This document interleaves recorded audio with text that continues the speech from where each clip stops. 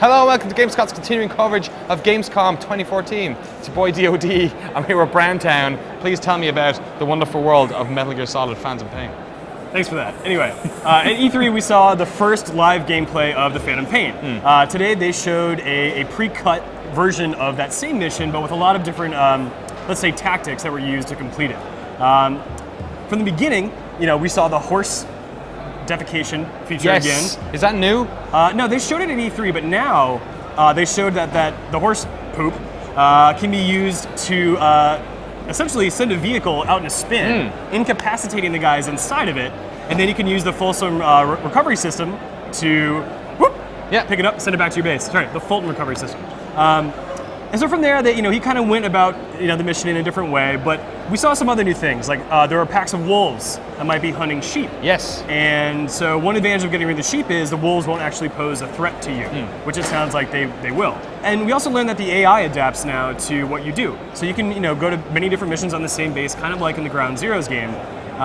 And so let's say you spend a lot of time tranquilizing soldiers in the head. Which is what they did at E3. Which is what they did at E3, and it's what everyone always does in Metal Gear Solid. It's kind of like a tenet of that gameplay.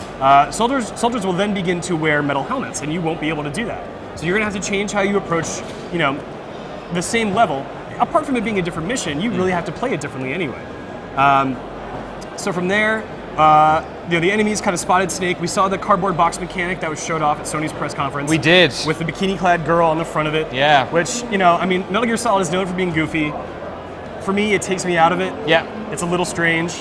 There's something with the horse poop was kind of right there as well in terms of craziness. But there's something a little bit there's something a little bit seedy-ish over the top about the box. And it's unbelievable that a soldier will come up to a cardboard box of a woman and just stand there. Literally just gawking, and then you like Fulton to him just his pervert ass out of there. But after that, they showed a really cool thing. The enemy spotted Snake and they called in a helicopter.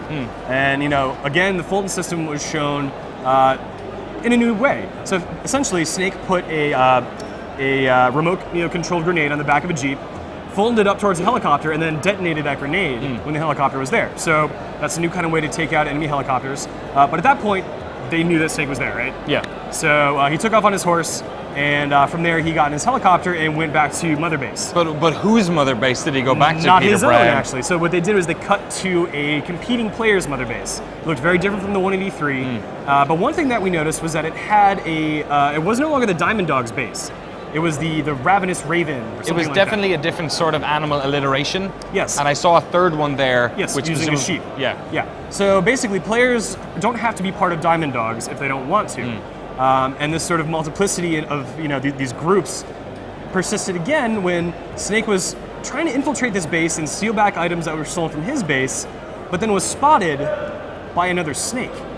Another Snake? Another Snake. Are you saying there is a second Snake in Metal Gear Solid's The Phantom Pain? There's always a second Snake. Yeah. But yes, essentially. Was that other Snake voiced by David Hayter? We couldn't really get anything out of Konami in regards to this, but that was the final scene of the demo, was one Snake firing a rocket at another.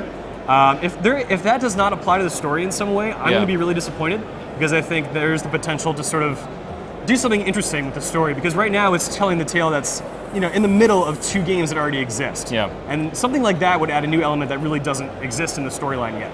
So who knows? Yeah. Maybe we'll find out more at TGS, maybe we won't. But as a Metal Gear Solid fan, I'm intrigued.